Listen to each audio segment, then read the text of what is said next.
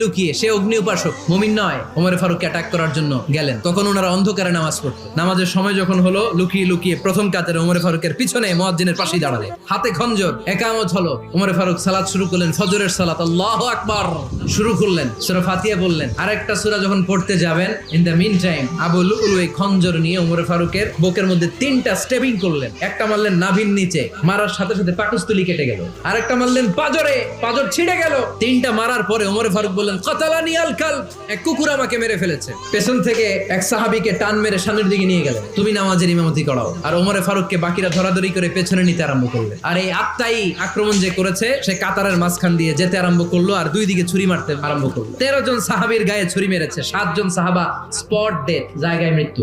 এই ভয়ঙ্কর অবস্থা দেখে এক সাহাবী বুরনুস, এক ধরনের জুব্বা আছে মাথাওয়ালা, অনেকে জ্যাকেট পরছেন না এরকম মাথাওয়ালা, লম্বা জুব্বা আছে, আরবরা শীতে পরে মাথাওয়ালা, এই মাথাওয়ালা জুব্বা বের করে এক সাহাবী জালের